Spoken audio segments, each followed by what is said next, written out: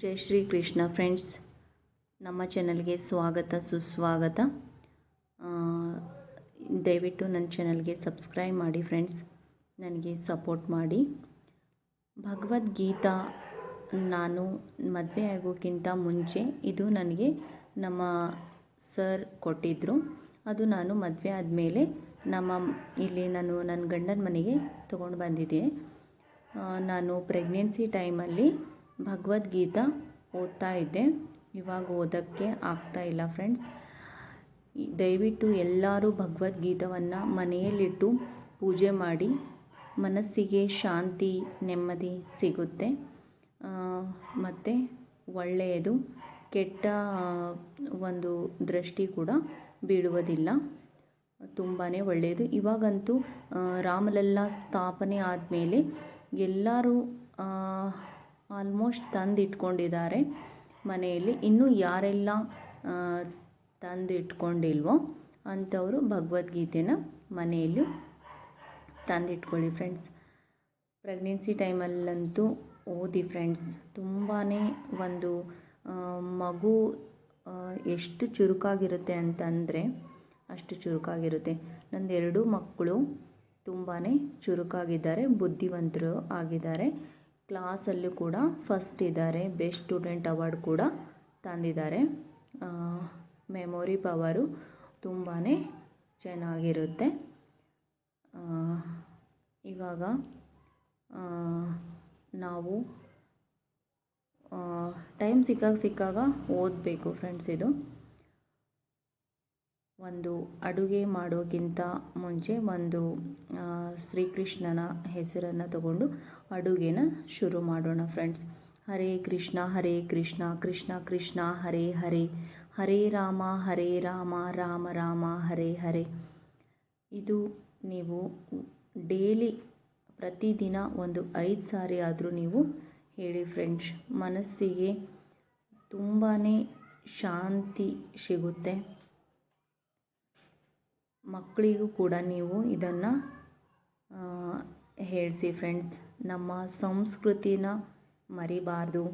ಮುಂದೆ ಮಕ್ಕಳು ಕೂಡ ಇವಾಗ ಮೊಬೈಲು ಅದು ಇದು ಅಂತ ಮಕ್ಕಳು ತುಂಬಾ ಹಾಳಾಗ್ತಾ ಇದ್ದಾರೆ. ಈ ಥರ ನಾವು ಮಕ್ಕಳಿಗೆ ದೇವರ ನಾಮಗಳನ್ನು ಹೇಳಿಕೊಡ್ತಾ ಇದ್ದರೆ ಅವರ ಒಂದು ಮನಸ್ಸು ಕೂಡ ಶುದ್ಧಿಯಾಗುತ್ತೆ, ಚೆನ್ನಾಗಿರುತ್ತೆ.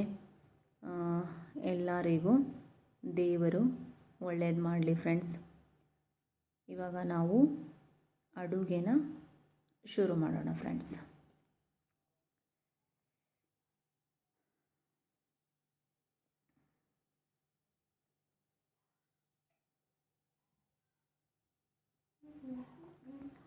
ಇಲ್ಲಿ ನಾನು ರೇಷನ್ ಅಕ್ಕಿ ಅಂತ ಬರುತ್ತಲ್ವ, ಅದನ್ನು ನಾನು ತೊಗೊಂಡಿದ್ದೀನಿ. ಇಲ್ಲಿ ನಾನು 3 ಗ್ಲಾಸು ಅಕ್ಕಿನ ತೊಗೊಂಡಿದ್ದೀನಿ. ಅದಕ್ಕೆ ಒಂದು ಅರ್ಧ ಲೋಟದಷ್ಟು ಉದ್ದಿನಬೇಳೆನ ತೊಗೊಂಡಿದ್ದೀನಿ. ಅರ್ಧ ಲೋಟ ಸಾಕು ಆಗುತ್ತೆ. ಇಷ್ಟಕ್ಕೆ ಮೆಜರ್ಮೆಂಟ್ ನೋಡ್ಕೊಂಡ್ಬಿಟ್ಟು ನಾವು ಹಾಕೋಬೇಕು. 1 ಚಮಚ ಮೆಂತ್ಯ ಕಾಳನ್ನು ಈ ಉದ್ದಿನಬೇಳೆಯಲ್ಲಿ ಹಾಕ್ತಾಯಿದ್ದೀನಿ. 2 ಚಮಚ ಕಡಲೆಬೇಳೆನ ಹಾಕಿದ್ದೀನಿ. ಆಮೇಲೆ ಒಂದು ಹಿಡಿ ಅಂತ ಹೇಳ್ಬೋದು, ಅಥವಾ ಅರ್ಧ ಬಟ್ಲು ಸಬ್ಬಕ್ಕಿನ ಹಾಕಿದ್ದೀನಿ. ಆಮೇಲೆ ಅರ್ಧ ಬಟ್ಲು ಅವಲಕ್ಕಿನ ಹಾಕಿದ್ದೀನಿ. ಇದು ಪೇಪರ್ ಅವಲಕ್ಕಿ. ನಾವು ಅವಲಕ್ಕಿ ಸುಸ್ಲಾ ಮಾಡ್ತೀವಲ್ಲ, ಅದೇ ಅವಲಕ್ಕಿ ಇದು. ಇವಾಗ ನಾವು ಅಕ್ಕಿನ ಚೆನ್ನಾಗಿ ತೊಳ್ಕೊಬೇಕು. ಆಮೇಲೆ ಈ ಕಡೆ ಉದ್ದಿನಬೇಳೆ ಕೂಡ 3 ಇಲ್ಲ 4 ಸಾರಿ ಅಂತೂ ತೊಳೆದುಕೊಳ್ಳೇಬೇಕು. ಒಳಗಡೆ ಇರೋದನ್ನು ಎಲ್ಲನೂ ಕ್ಲೀನ್ ಆಗುತ್ತೆ. ನೋಡಿ, ಇವಾಗ ತೊಳೆದುಕೊಂಡಿದ್ದೀನಿ. 6-8 ಗಂಟೆ ಇದನ್ನು ನೆನೆಯಬೇಕು. ಇದು ಇವಾಗ 8 ಗಂಟೆ ನೆನೆದಿದೆ.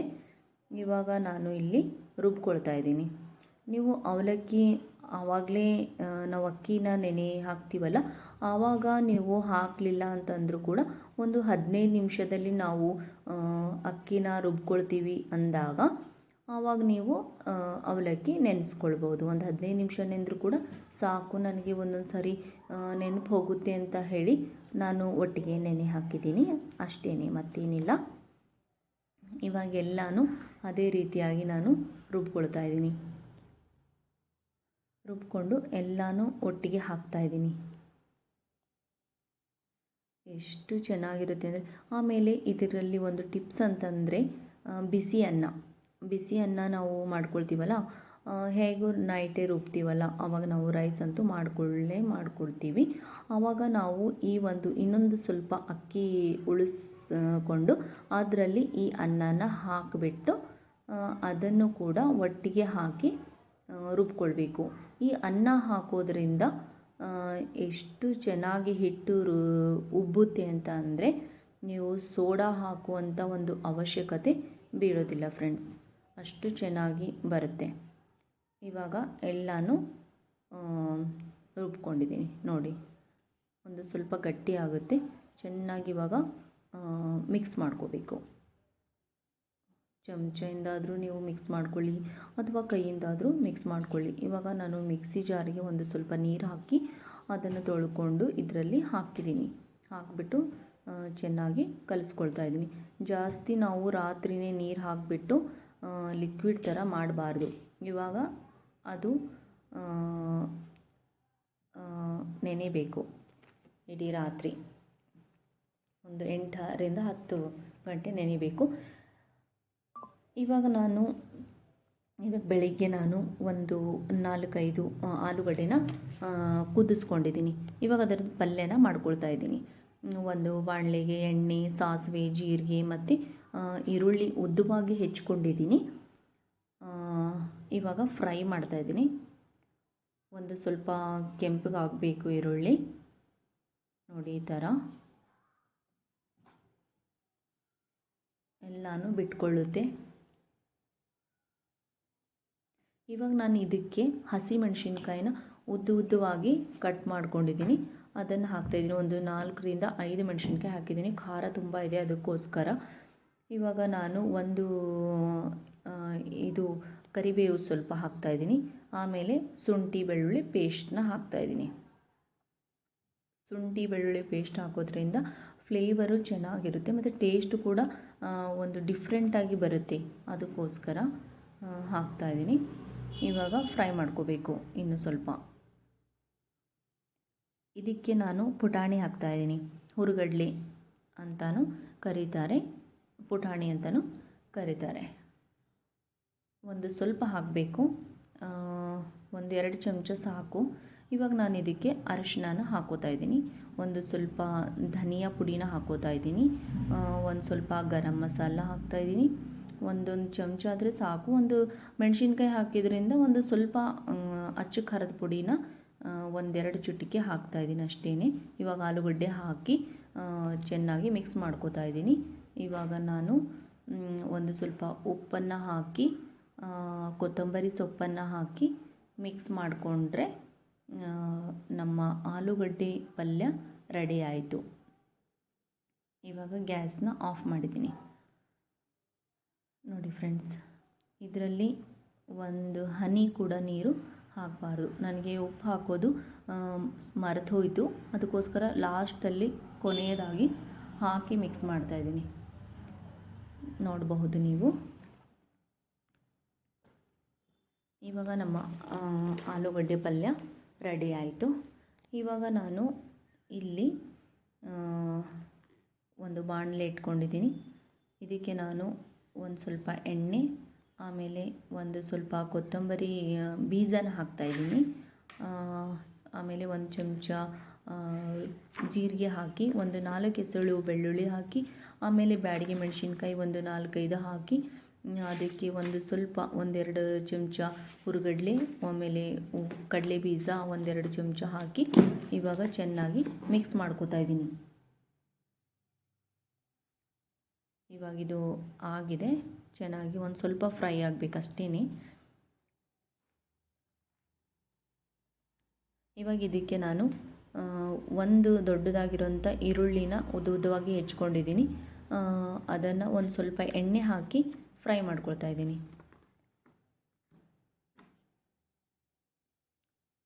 ಇವಾಗ ನೋಡಿ, ಇಷ್ಟ ಆದರೆ ಸಾಕು, ಜಾಸ್ತಿ ಏನು ಆಗೋದು ಬೇಡ, ಮೀಡಿಯಮ್ಮು ಫ್ರೈ ಮಾಡಿಕೊಂಡ್ರೆ ಸಾಕು. ಇವಾಗ ಇದೇ ಬಾಣಲೆಗೆ ನಾನು ಟೊಮೆಟೊನ ಹಾಕೋತಾ ಇದ್ದೀನಿ. ಟೊಮೆಟೊ ಈರುಳ್ಳಿ ಚಟ್ನಿ ಇದು. ತುಂಬ ಚೆನ್ನಾಗಿರುತ್ತೆ ಫ್ರೆಂಡ್ಸ್. ಮತ್ತು ಮಾಡೋದು ಕೂಡ ಈಸಿನೇ, ನೋಡಬಹುದು ನೀವು.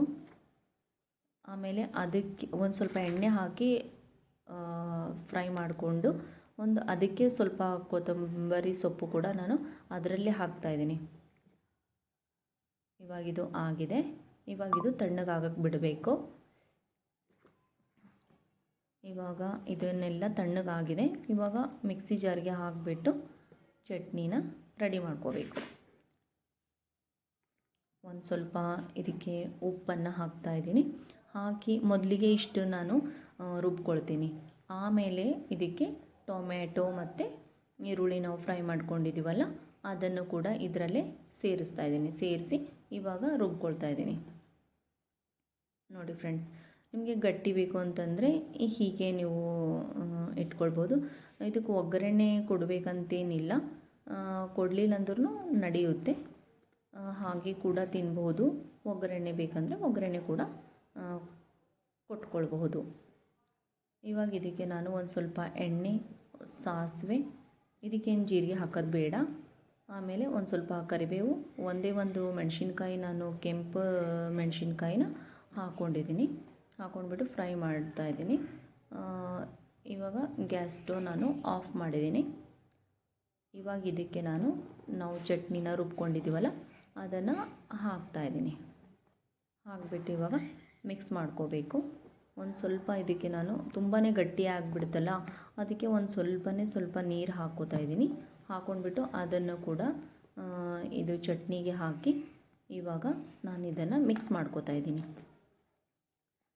ಈ ಚಟ್ನಿ ಎಷ್ಟು ಚೆನ್ನಾಗಿರುತ್ತೆ ಅಂತಂದರೆ ಇಡ್ಲಿಗೆ, ದೋಸೆಗೆ ಎಲ್ಲದಕ್ಕೂ ಕಾಂಬಿನೇಷನ್ ಅಂತಲೇ ಹೇಳ್ಬೋದು. ನೀವು ತೆಂಗಿನಕಾಯಿ ಚಟ್ನಿ ಮಾಡ್ತೀರಲ್ಲ, ಅದು ಮಾಡಿ ನಿಮಗೆ ಬೋರ್ ಆದಾಗ ಈ ಥರ ಚಟ್ನಿ ಮಾಡ್ಕೊಳ್ಳಿ ಫ್ರೆಂಡ್ಸ್, ತುಂಬ ಚೆನ್ನಾಗಿರುತ್ತೆ. ಇವಾಗ ನಮ್ಮ ಚಟ್ನಿ ಕೂಡ ರೆಡಿ ಆಯಿತು.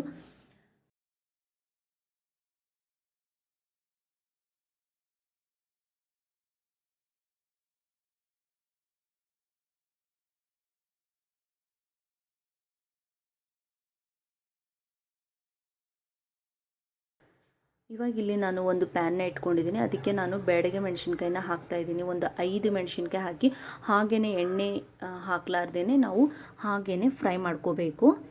ಇವಾಗ ಇದಾಗಿದೆ. ಮತ್ತು ಬಿಸಿ ನೀರನ್ನ ನಾನಿಲ್ಲಿ ಮೊದಲೇ ಕಾಯಿಸಿ ಇಟ್ಕೊಂಡಿದ್ದೆ. ಅದರಲ್ಲಿ ಈ ಮೆಣಸಿನ್ಕಾಯಿ ನಾನು ಹುರಿದಿಟ್ಕೊಂಡಿದ್ದಿಲ್ಲ ಅದನ್ನು ಕೂಡ ಅದರಲ್ಲಿ ಹಾಕಬೇಕು. ಇಲ್ಲಿ ನಾನು ಒಂದು ಮಿಕ್ಸರ್ ಜಾರ್ನ ತೊಗೊಂಡಿದ್ದೀನಿ. ಅದಕ್ಕೆ ಒಂದು ಸ್ವಲ್ಪ ಜೀರಿಗೆ, ಆಮೇಲೆ ಶುಂಠಿ, ಬೆಳ್ಳುಳ್ಳಿ, ಹುರ್ಗಡ್ಲೆನ ಹಾಕಿ, ಒಂದು ಸ್ವಲ್ಪ ಕರಿಬೇವು ಹಾಕಿ, ಒಂದು ಸ್ವಲ್ಪ ಉಪ್ಪನ್ನು ಹಾಕಿ, ಇವಾಗ ನಮ್ಮ ಮೆಣಸಿನ್ಕಾಯಿ ಇದು ಬಿಸಿನೀರಲ್ಲಿ ಹಾಕಿದ್ವಲ್ಲ ಅದು ನೆಂದಿದೆ, ಅದನ್ನು ಕೂಡ ಇವಾಗ ನಾನು ಇದರಲ್ಲಿ ಮಿಕ್ಸಿ ಜಾರ್ಗೆ ಹಾಕ್ತಾಯಿದ್ದೀನಿ. ಹಾಕಿಬಿಟ್ಟು ಇದನ್ನು ರುಬ್ಕೋಬೇಕು. ಮಸಾಲೆ ದೋಸೆ ಅಂದರೆ ಮಸಾಲೆ ಇರಲಿಲ್ಲ ಅಂತಂದರೆ ಹೇಗೆ? ಈ ಮಸಾಲೆ ತುಂಬಾ ಇಂಪಾರ್ಟೆಂಟು. ಸೇಮ್ ಟು ಸೇಮ್ ಯಾವ ರೀತಿ ಬರುತ್ತೆ ಅಂದರೆ ಹೋಟೆಲ್ ಸ್ಟೈಲ್, ಹೋಟೆಲಲ್ಲಿರೋ ಅಂಥ ದೋಸೆನೇ ಇದು ಅಂತ ಯಾರು ಬೇಕಾದರೂ ಹೇಳ್ತಾರೆ ಫ್ರೆಂಡ್ಸ್. ಇವಾಗ ನಮ್ಮ ಮಸಾಲೆ ರೆಡಿ ಆಗೋಯ್ತು. ಇವಾಗ ನಮ್ಮ ಇಲ್ಲಿ ಹಿಟ್ಟು ಕೂಡ ರೆಡಿಯಾಗಿದೆ. ಇವಾಗ ನಾನು ಇದನ್ನು ಒಂದು ಸೌಟಿಂದ ಮಿಕ್ಸ್ ಮಾಡ್ಕೋತಾ ಇದ್ದೀನಿ. ಇವಾಗ ಸ್ವಲ್ಪ ಮಿಕ್ಸ್ ಮಾಡಿಕೊಂಡು ಒಂದು ಬೇರೆ ಪಾತ್ರೆಗೆ ನಾನು ಇದನ್ನು ತೆಗೆದುಕೊಂಡಿದ್ದೀನಿ. ಇದರಲ್ಲಿ ನಾನು ಒಂದು ಸ್ವಲ್ಪ ಸಕ್ಕರೆ, ಒಂದು ಸ್ವಲ್ಪ ಉಪ್ಪನ್ನು ಹಾಕಿ, ಒಂದು ಸ್ವಲ್ಪ ನೀರನ್ನು ಹಾಕಿ ಇವಾಗ ಸೌಟಿಂದ ಚೆನ್ನಾಗಿ ಮಿಕ್ಸ್ ಮಾಡ್ಕೋಬೇಕು. ಇಲ್ಲಿ ನಾನು ದೋಸೆ ಹಂಚನ್ನು ಇಟ್ಕೊಂಡಿದ್ದೀನಿ. ಇವಾಗ ನಮ್ಮ ದೋಸೆ ಹಂಚು ಕೂಡ ಕಾಯ್ದಿದೆ. ಇವಾಗ ಒಂದು ಸ್ವಲ್ಪ ನೀರನ್ನು ಚಿಡಗಿಸಿ ಅದನ್ನು ನಾನು ಒಂದು ಬಟ್ಟೆಯಿಂದಾದರೂ ನೀವು ಒರೆಸ್ಕೊಳ್ಬೋದು, ಅಥವಾ ಟಿಶ್ಯೂಯಿಂದ ಕೂಡ ನೀವು ಹಂಚನ್ನು ಒರೆಸ್ಕೊಳ್ಬೋದು. ಒರೆಸ್ಕೊಂಡ್ಬಿಟ್ಟು ಇವಾಗ ಇಲ್ಲಿ ನಾನಿಲ್ಲಿ ಒಂದು ಸೌಟು ದೋಸೆ ಹಿಟ್ಟನ್ನು ಹಾಕಿದ್ದೀನಿ. ಹಾಕಿಬಿಟ್ಟು ಈ ಥರ ಸೌಟಿಂದಾನೇ ತಿರುಗಿಕೊಳ್ಬೇಕು. ನೋಡಿ, ಈ ಥರ ಫುಲ್ ಒಂದು ಸೌಟು ಒಂದು ಹಂಚು ತುಂಬಾ ಆಗುತ್ತೆ. ಹಿಟ್ಟು ನಮ್ಮದು ಜಾಸ್ತಿ ನೀರು ಹಾಕಿ ಲಿಕ್ವಿಡ್ ಮಾಡ್ಕೊಳ್ಬಾರ್ದು ಫ್ರೆಂಡ್ಸ್. ಇದು ಮಸಾಲೆ ದೋಸೆ ಅಲ್ವಾ, ಅದಕ್ಕೋಸ್ಕರ ಇವಾಗ ಒಂದು ನಿಮಿಷ ಒಂದು ಸೆಕೆಂಡ್ ಆದಮೇಲೆ ಒಂದು 2-3 ಸೆಕೆಂಡ್ ಆದಮೇಲೆ ಅದ್ರ ಮೇಲೆ ಒಂದು ಚಮಚ ಎಣ್ಣೆನ ಹಾಕಿದ್ದೀನಿ. ಹಾಕಿಬಿಟ್ಟು ಅದು ಎಣ್ಣೆ ಫುಲ್ ಕವರ್ ಆದಮೇಲೆ ಅದಕ್ಕೆ ನಾವು ಮಸಾಲೆ ದೋಸೆಗೆ ಹಚ್ಚುವಂಥ ಮಸಾಲೆನ ರೆಡಿ ಮಾಡ್ಕೊಂಡಿದ್ದೀವಲ್ಲ, ಅದನ್ನು 1 ಚಮಚ ಹಾಕಿ ಎಲ್ಲ ಕಡೆನೂ ಚಮಚದಿಂದಾನೇ ಸ್ಪ್ರೆಡ್ ಮಾಡ್ಕೋಬೇಕು. ಅಥವಾ ನೀವು ಯಾವುದರಿಂದ ಕೂಡ ಸ್ಪ್ರೆಡ್ ಮಾಡ್ಕೊಳ್ಬೋದು. ಈ ಚಿಕ್ಕ ಚಮಚ ಇರುತ್ತಲ್ಲ, ಅದರಿಂದ ಸ್ಪ್ರೆಡ್ ಮಾಡಿಕೊಂಡ್ರೆ ಚೆನ್ನಾಗಿರುತ್ತೆ. ಇದ್ರ ಮೇಲೆ ನೀವು ತುಪ್ಪ ಕೂಡ ಹಾಕ್ಕೋಬೋದು ಫ್ರೆಂಡ್ಸ್. ಹಾಕಿಬಿಟ್ಟು ನಾವು ಆಲೂಗಡ್ಡೆ ಪಲ್ಯನ ರೆಡಿ ಮಾಡ್ಕೊಂಡಿದ್ದೀವಲ್ಲ, ಅದನ್ನು ನಾನು ಇದ್ರ ಮೇಲೆ ಹಾಕಿದ್ದೀನಿ ಈ ಥರ. ಅಥವಾ ನೀವು ಆಲೂಗಡ್ಡೆ ಪಲ್ಯನ ಸ್ಪ್ರೆಡ್ ಮಾಡಲ್ಲ ನಾನು ಅಂತ ಅನ್ನೋರು ಹಾಗೆ ಒಂದು ಕಡೆ ಇಟ್ಬಿಟ್ಟು ದೋಸೆನ ಇದು ಮಾಡ್ಕೊಳ್ಬೋದು. ನೋಡಿ, ಇವಾಗ ನಮ್ಮ ಒಂದು ಗರಿಗರಿಯಾದ ಮಸಾಲೆ ದೋಸೆ ರೆಡಿ ಆಯಿತು. ಎಷ್ಟು ರುಚಿಯಾಗಿದೆ ಅಂತ ಅಂದರೆ ಅಷ್ಟು ರುಚಿಯಾಗಿದೆ. ಹೋಟೆಲಿಂದ ಅಂದರೆ ತಿಂದ ಹಾಗೆ ಆಗಲ್ಲ. ನಾವು ಮನೆಯಲ್ಲಾದರೆ ಯಾವಾಗ ಬೇಕು ಅವಾಗ 1-2 ಸಾರಿ ಆದರೂ ತಿನ್ಬೋದು ಫ್ರೆಂಡ್ಸ್. ಅಷ್ಟೊಂದು ಚೆನ್ನಾಗಿ ಬಂದಿದೆ ನೋಡಿ. ಮತ್ತೊಂದು ದೋಸೆ ಕೂಡ ನಾನು ಅದೇ ಥರ ಮಾಡ್ಕೊಳ್ತಾ ಇದ್ದೀನಿ. ದೋಸೆ ಹಾಕಿಬಿಟ್ಟು ಒಂದು ದೋಸೆ ಅದು ಹಿಟ್ಟನ್ನು ಸ್ವಲ್ಪ ಚೂರು ಒಣಗಿದಾಗ ಆವಾಗ ನಾವು ಅದ್ರ ಮೇಲೆ ಮಸಾಲೆ ಇದೆಯಲ್ಲ, ನಾವು ರುಬ್ಕೊಂಡಿರೋ ಮಸಾಲೆ ಅದನ್ನು ಇದ್ರ ಮೇಲೆ ಸ್ಪ್ರೆಡ್ ಮಾಡ್ಕೋಬೇಕು. ಸ್ಪ್ರೆಡ್ ಮಾಡ್ಕೊಂಡಾದಮೇಲೆ ಇದ್ರ ಮೇಲೆ ಎಣ್ಣೆನಾದರೂ ಹಾಕ್ಕೊಳ್ಳಿ ಅಥವಾ ತುಪ್ಪನಾದರೂ ಹಾಕ್ಕೊಳ್ಳಿ ಫ್ರೆಂಡ್ಸ್. ತುಪ್ಪ ಹಾಕಿದ್ರೂ ಕೂಡ ಎಷ್ಟು ರುಚಿಯಾಗಿರುತ್ತೆ ಅಂತಂದರೆ ಆಹಾ, ಅದ್ರ ಪರಿಮಳ ಕೂಡ ಅಷ್ಟೇ ಚೆನ್ನಾಗಿರುತ್ತೆ. ಇವಾಗ ಇದಕ್ಕೆ ಮಸಾಲೆ ಇದು ನಾವು ಪಲ್ಯನ ಮಾಡ್ಕೊಂಡಿದ್ವಲ್ಲ, ಆಲೂಗಡ್ಡೆ ಪಲ್ಯ, ಅದನ್ನು ಹಾಕಿಬಿಟ್ಟು 1-2 ಸೆಕೆಂಡ್ ಅಷ್ಟೇ ಸಾಕು, ಜಾಸ್ತಿ ಏನು ಇಡೋದು ಬೇಡ. ಇವಾಗ ನಮ್ಮ ಮತ್ತೊಂದು ಗರಿಗರಿಯಾದ ಮಸಾಲೆ ದೋಸೆ ರೆಡಿ ಆಯಿತು. ಇವತ್ತಿನ ಒಂದು ಬ್ರೇಕ್ಫಾಸ್ಟ್, ಮುಂಜಾನೆಯ ನಾಷ್ಟ ರೆಡಿ ಆಯಿತು. ಚಟ್ನಿಯೊಂದಿಗೆ ನಾನಿಲ್ಲಿ ಸರ್ವ್ ಮಾಡಿದ್ದೀನಿ. ನೋಡಿ ಎಷ್ಟು ಚೆನ್ನಾಗಿ ಬಂದಿದೆ. ಮತ್ತೆ ಮಾಡ್ತೀರಾ ಫ್ರೆಂಡ್ಸ್, ಟ್ರೈ ಮಾಡಿ. ಹಾಗೆ ಎಲ್ಲ ರೆಸಿಪಿಗಳು ನಿಮಗೆ ಇಷ್ಟ ಆದರೆ ಲೈಕ್ ಮಾಡೋದನ್ನು ಮರಿಬೇಡಿ ಫ್ರೆಂಡ್ಸ್. ಇವಾಗ ನಾನು ಮಧ್ಯಾಹ್ನದ ಊಟಕ್ಕೆ ಏನು ಮಾಡೋದಪ್ಪ, ಮುಂಜಾನೆ ದೋಸೆ ಮಾಡಿದೆ ಅಂತ ಹೇಳಿ ಇವಾಗ ನಾನು ಇಲ್ಲಿ ಸಾರನ್ನು ರೆಡಿ ಮಾಡ್ಕೊಳ್ತಾ ಇದ್ದೀನಿ. ನಾನಿಲ್ಲಿ ಮಾಡ್ಕೊಳ್ಳುವಂಥ ಸಾರು ಬರೀ ಬೇಳೆ ಸಾರು. ಇಲ್ಲಿ ನಾನು ತೊಗರಿಬೇಳೆನ ತಗೊಂಡಿದ್ದೀನಿ. ಅದಕ್ಕೆ ಒಂದು ಸ್ವಲ್ಪ ನೀರು ಹಾಕಿ ತೊಳೆದುಕೊಂಡಿದ್ದೀನಿ. ಇವಾಗ ಮತ್ತೆ ಒಂದು ಸ್ವಲ್ಪ ನೀರು ಹಾಕಿ ಅದಕ್ಕೆ ಒಂದು ಸ್ವಲ್ಪ ಅರಿಶಿನ ಹಾಕಿ ಅದನ್ನು ನಾನಿಲ್ಲಿ ಕುಕ್ಕರನ್ನು ಮುಚ್ಚಿಬಿಟ್ಟು ಬೇಯಿಸ್ಕೊಳ್ಳೋಕ್ಕೆ ಇಟ್ಬಿಟ್ಟಿದ್ದೀನಿ. ಒಂದು 3 ವಿಜಿಲ್ ಆದರೆ ಸಾಕು, ಇಲ್ಲಾಂದರೆ 4 ವಿಜಿಲ್ ಆದರೂ ಕೂಡ ನಡೆಯುತ್ತೆ. ಇವಾಗ ನಮ್ಮ ಬೇಳೆ ಬೆಂದಿದೆ ನೋಡಿ, ಇಷ್ಟಿದ್ರೆ ಸಾಕು. ಜಾಸ್ತಿ ಬೆಂದರೆ ಒಂಥರ ಆಗಿಬಿಡುತ್ತೆ, ಅದಕ್ಕೋಸ್ಕರ ಇವಾಗ ನಾನು ಇದಕ್ಕೆ ಒಂದು ರುಚಿಗೆ ತಕ್ಕಷ್ಟು ಉಪ್ಪನ್ನು ಇದರಲ್ಲಿ ಸೇರಿಸ್ಕೊಳ್ತಾ ಇದ್ದೀನಿ. ಸೇರಿಸ್ಕೊಂಡ್ಬಿಟ್ಟು ಸೌಟಿಂದಾನೇ ನಾನು ಕಲಿಸ್ತಾ ಇದ್ದೀನಿ. ಈ ಥರ ನೋಡಬಹುದು ನೀವು, ಈ ಥರ ಆಗಿದೆ. ಇವಾಗ ನಾನು ಇಲ್ಲಿ ಒಗ್ಗರಣೆಗೆ ರೆಡಿ ಮಾಡ್ಕೊಳ್ತಾ ಇದ್ದೀನಿ. ಒಂದು ಸ್ವಲ್ಪ ಬೆಳ್ಳುಳ್ಳಿ ಇಲ್ಲಿ ಜಜ್ಕೊಳ್ತಾ ಇದ್ದೀನಿ. ಒಂದು 4 ಎಸಳು ಬೆಳ್ಳುಳ್ಳಿ ತೊಗೊಂಡೆ. ನಾನು ಇದಕ್ಕೆ ಶುಂಠಿ ಹಾಕ್ತಾಯಿಲ್ಲ ಫ್ರೆಂಡ್ಸ್. ನಾನಿಲ್ಲಿ ಫಾರ್ಚೂನ್ ಸನ್ಲೈಟನ್ನು ಆಯಿಲ್ನ ಯೂಸ್ ಮಾಡ್ತಾಯಿದ್ದೀನಿ. ಇಲ್ಲಿ ಒಂದು ಪಾತ್ರೆ ಕೂಡ ಕಾಯಕ್ಕೆ ಇಟ್ಕೊಂಡಿದ್ದೀನಿ. ಇದಕ್ಕೆ ನಾನು ಒಂದು ಚಮಚ ಎಣ್ಣೆನ ಹಾಕ್ತಾಯಿದ್ದೀನಿ, ಜಾಸ್ತಿ ಎಣ್ಣೆ ಹಾಕ್ತಾ ಇಲ್ಲ. ಇದಕ್ಕೆ ಸಾಸಿವೆ ಮತ್ತು ಜೀರಿಗೆ ಹಾಕಿ, ಒಂದು ಒಣಮೆಣಸಿನ್ಕಾಯಿ ಹಾಕಿ, ಇವಾಗ ಇದಕ್ಕೆ ಒಂದು ಕರಿಬೇವನ್ನು ಹಾಕಿ, ಒಂದು ಸ್ವಲ್ಪ ಕರಿಬೇವು ಹಾಕಿ, ಇದಕ್ಕೆ ಒಂದು ಅರ್ಧ, ದೊಡ್ಡದಾಗಿದ್ದರೆ ಒಂದು ಅರ್ಧ ಈರುಳ್ಳಿ ಸಾಕು, ಚಿಕ್ಕದಾಗಿದ್ದರೆ ಒಂದು ಈರುಳ್ಳಿನ ಕಟ್ ಮಾಡಿಬಿಟ್ಟು ಹಾಕಿಬಿಡಿ ಫ್ರೆಂಡ್ಸ್. ಇದಕ್ಕೆ ನಾನು ಜಜ್ಕೊಂಡಿದ್ದೆ ಎಲ್ಲ ಬೆಳ್ಳುಳ್ಳಿ ಪೇಸ್ಟು ಅದನ್ನು ಹಾಕ್ತಾಯಿದ್ದೀನಿ. ಹಾಕಿ ಚೆನ್ನಾಗಿ ಮಿಕ್ಸ್ ಮಾಡ್ಕೋಬೇಕು. ಒಂದು ಸ್ವಲ್ಪ ಫ್ರೈ ಆಗಬೇಕಿದು. ಫ್ರೈ ಆದಮೇಲೆ ಇದಕ್ಕೆ ಎಣ್ಣೆಯಲ್ಲಿ ಸ್ವಲ್ಪ ಕೊತ್ತಂಬರಿ ಸೊಪ್ಪನ್ನು ಹಾಕ್ತಾಯಿದ್ದೀನಿ. ಸಣ್ಣದಾಗಿ ಹೆಚ್ಕೊಂಡಿರೋ ಅಂಥ ಕೊತ್ತಂಬರಿ ಸೊಪ್ಪು ಹಾಕಿಬಿಟ್ಟು ಇನ್ನೂ ಸ್ವಲ್ಪ ಫ್ರೈ ಮಾಡ್ಕೋಬೇಕು. ಇದ್ರದ್ದು ಟೇಸ್ಟು ಚೆನ್ನಾಗಿರುತ್ತೆ ಮತ್ತು ಮಾಡೋದು ಕೂಡ ಈಸಿ. ಎಂತ ಬರಲಿಲ್ಲ ಅಥವಾ ತರಕಾರಿ ಇರಲಿಲ್ಲ ಅಂತ ಅನ್ನೋರು ಸಡನ್ಲಿ ಮಾಡಬೇಕಂತಂದರೆ ಮಧ್ಯಾಹ್ನದ ಊಟಕ್ಕೆ ಅನ್ನ ಸಾರು ಮಾಡ್ಕೊಂಡ್ಬಿಟ್ಟು ಸೈಡಿಗೆ ಏನಾದರೂ ನೆಂಚ್ಕೊಳ್ಳೋಕ್ಕೆ ಒಂದು ಸ್ವಲ್ಪ ಹಪ್ಪಳನೋ ಅಥವಾ ಶೇಂಗಾನೋ ಏನಾದರೂ ಹುರಿದ್ಕೊಂಡ್ರೆ ಅವತ್ತಿನ ಒಂದು ಮಧ್ಯಾಹ್ನದ ಊಟ ರೆಡಿ ಆಯಿತು ಅಂತಲೇ ಹೇಳ್ಬೋದು ಫ್ರೆಂಡ್ಸ್. ತುಂಬಾ ಈಸಿ. ಇಲ್ಲಿ ನೋಡಿ ಇವಾಗಿದು ಆಗಿದೆ. ಇದಕ್ಕೆ ನಾನು ಬೇಳೆನ ಕಲಿಸ್ಕೊಂಡು ಇಟ್ಕೊಂಡಿದ್ದೆ ಅಲ್ಲ, ಅದು ಬೇಳೆ ಇದರಲ್ಲಿ ಹಾಕ್ತಾಯಿದ್ದೀನಿ, ನೋಡ್ಬೋದು ನೀವು. ಹಾಗೆ ಒಂದು ಸ್ವಲ್ಪ ಹುಣಸೆ ಹಣ್ಣಿನ ರಸ ಕೂಡ ಇದರಲ್ಲಿ ಹಾಕೋಬೇಕು. ಒಂದು ಸ್ವಲ್ಪ ನೀರನ್ನು ಕೂಡ ಹಾಕ್ತಾಯಿದ್ದೀನಿ, ಯಾಕೆಂದರೆ ಜಾಸ್ತಿ ಗಟ್ಟಿಯಾಗಿದೆ ಅಲ್ವಾ, ಅದಕ್ಕೆ. ಇವಾಗ ನಾನು ಇದಕ್ಕೆ ಖಾರನ ಹಾಕ್ತಾಯಿದ್ದೀನಿ. ಮೇನ್ ಇಂಪಾರ್ಟೆಂಟ್ ಖಾರ ಅಲ್ವಾ. ಒಂದು ಸ್ವಲ್ಪ ಗರಂ ಮಸಾಲ ಹಾಕ್ತಾಯಿದ್ದೀನಿ ಅಷ್ಟೇ. ಬೇರೆ ಯಾವ ಮಸಾಲೆ ಕೂಡ ಇದರಲ್ಲಿ ನಾನು ಹಾಕಿಲ್ಲ. ಆದರೂ ಕೂಡ ಟೇಸ್ಟು ತುಂಬ ಚೆನ್ನಾಗಿರುತ್ತೆ. ಯಾರ್ಯಾರು ತರಕಾರಿ ಹಾಕಿದರೆ ತಿನ್ನೋದೇ ಇಲ್ಲ ಮಕ್ಕಳು, ಸ್ಪೆಷಲಾಗಿ ಮಕ್ಕಳು. ಅಂಥ ಮಕ್ಕಳು ಯಾವಾಗಾರ ಒಂದು ವಾರದಲ್ಲಿ 1 ಸರಿ 2 ಸರಿ ಈ ಥರ ಸಾರು ಮಾಡಿದ್ರೆ ಇಷ್ಟಪಟ್ಟು ತಿಂತಾರೆ. ಅವರಿಗೂ ಕೂಡ ಒಂದು ಡಿಫ್ರೆಂಟಾಗಿ ಇರುತ್ತಲ್ವ. ಇವಾಗ ನಮ್ಮ ಬೇಳೆ ರೆಡಿ ಆಯಿತು. ಇವಾಗ ನಾನು ಇಲ್ಲಿ ವೈಟ್ ರೈಸನ್ನು ಮಾಡ್ತಾಯಿದ್ದೀನಿ ಅಷ್ಟೇ. ಇದು ನಮ್ಮ ಹೊಲದಲ್ಲಿ ಆಗಿರುವಂತಹ ಅಕ್ಕಿ. ಇದು ನಾನು ಒಂದು 4 ಸಾರಿ ತೊಳೆದುಕೊಂಡಿದ್ದೀನಿ. ಇದನ್ನು ಚೆನ್ನಾಗಿ 4 ಸಾರಿ ತೊಳೆದುಕೊಂಡ್ರೂ ಕೂಡ ನೋಡಿ ಯಾವ ರೀತಿ ಬರುತ್ತೆ ಅಂತ. ನಾವು ಮಾರ್ಕೆಟಲ್ಲಿ ತರುವಂಥ ಅಕ್ಕಿ ಈ ಥರ ಅದರಲ್ಲಿ ಏನೂ ಬರೋದಿಲ್ಲ. ಅದಕ್ಕೆ ಅದು 1-2 ಸಾರಿ ತೊಳೆದ್ರೂ ಸಾಕು. ಆದರೆ ಇದು ಒಂದು 4-5 ಸಾರಿ ತೊಳಿಲೇಬೇಕು ಫ್ರೆಂಡ್ಸ್. ಇದು ಕೂಡ ಸೋನಾ ಮಸೂರಿ ಅಕ್ಕಿನೇ. 1 ಗ್ಲಾಸ್ ಅಕ್ಕಿ ತೊಗೊಂಡ್ರೆ ನಾವು ಇಲ್ಲಿ 2 ಗ್ಲಾಸ್ ನೀರನ್ನು ತೊಗೋಬೇಕು. ಇಲ್ಲ ನೀವು ಹಾಗೇ ನೀರು ಹಾಕಿದ್ರೂ ಕೂಡ ಅದ್ರ ಮೇಲೆ, ಅಕ್ಕಿ ಮೇಲೆ ಏನಿರುತ್ತಲ್ವ, ಬೆರಳಿಡಬೇಕು ಫ್ರೆಂಡ್ಸ್. ಬೆರಳಿಟ್ಟಾಗ ಅದು 2 ಇಂಚ್ ಇರಬೇಕು. 2 ಇಂಚ್ ಅಂತಾರೆ ಇದಕ್ಕೆ. ಅಷ್ಟಾದರೆ ಸಾಕು. ಉಪ್ಪು ಹಾಕಿ ಕಲಿಸ್ಬಿಟ್ಟು 2 ಇಂಚ್ ನೋಡಿ ಕುಕ್ಕರ್ನ ಮುಚ್ಚಿಟ್ಟು ಒಂದು 3 ವಿಜಿಲ್ ಹೊಡೆಸ್ಬಿಡಿ ಫ್ರೆಂಡ್ಸ್.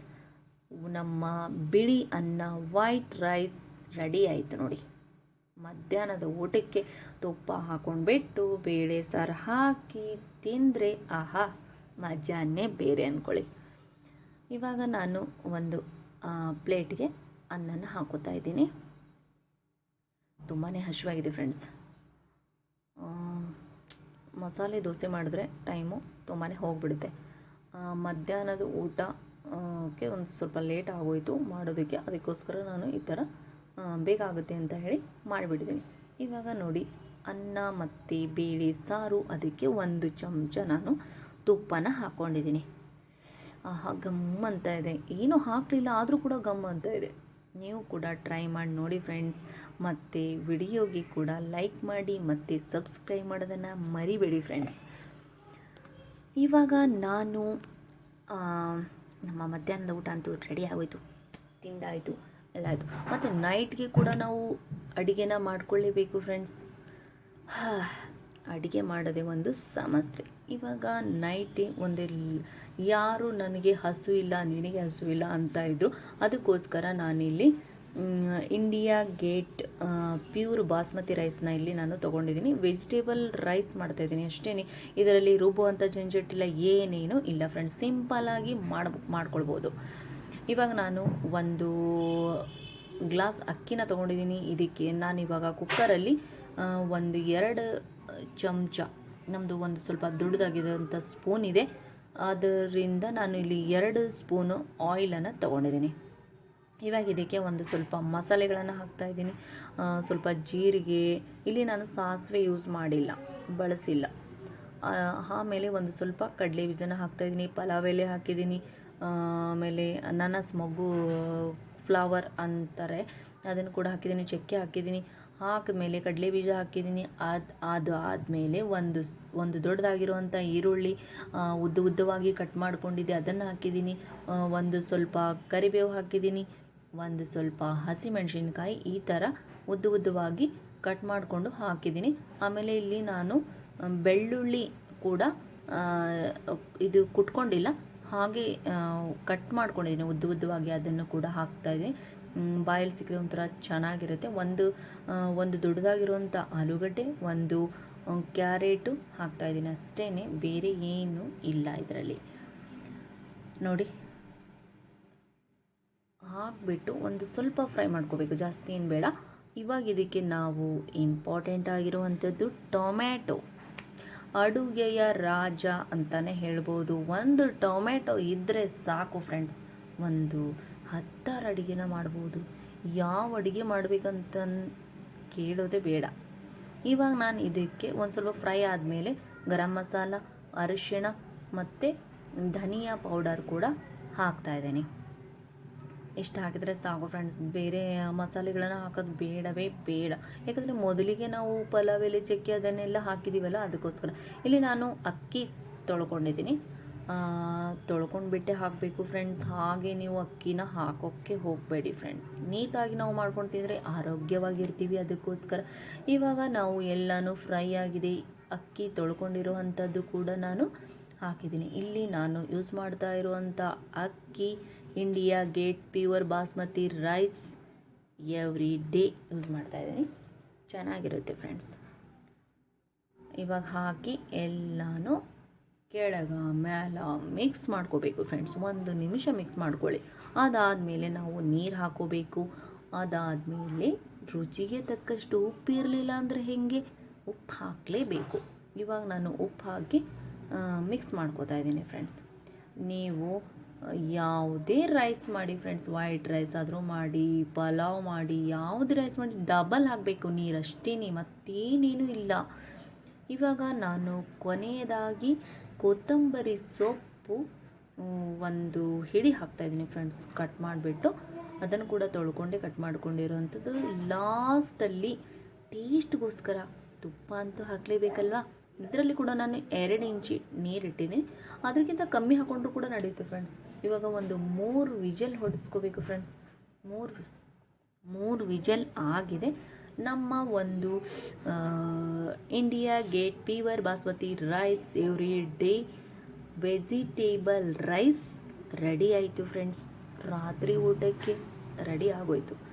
ಮಧ್ಯಾಹ್ನಕ್ಕೆ ಮಾಡಿರುವಂಥ ಸಾರು ಕೂಡ ಇತ್ತಲ್ವ, ಯಾರಿಗೆ ಸಾರು ಬೇಕು ಸಾರು ಹಾಕ್ಕೊಂಡು ತಿನ್ಬೋದು, ಯಾರಿಗೆ ನಿಂಬೆಹಣ್ಣು ಬೇಕು ನಿಂಬೆಹಣ್ಣು ಹಾಕ್ಕೊಂಡು ತಿನ್ಬೋದು, ಯಾರು ತುಪ್ಪ ಬೇಕು ಇನ್ನೂ ಸ್ವಲ್ಪ ಮೇಲೆ ತುಪ್ಪ ಹಾಕ್ಕೊಂಡ್ಬಿಟ್ಟು ತಿನ್ಬೋದು, ಅಥವಾ ನೀವು ಇದಕ್ಕೆ ಮೊಸರು ಇದು ಪಚಡಿ ಕೂಡ ತಿನ್ಬೋದು, ಅಥವಾ ಕೋಸಂಬರಿ ಕೂಡ ನೀವು ಇದ್ರ ಜೊತೆ ತಿನ್ಬೋದು.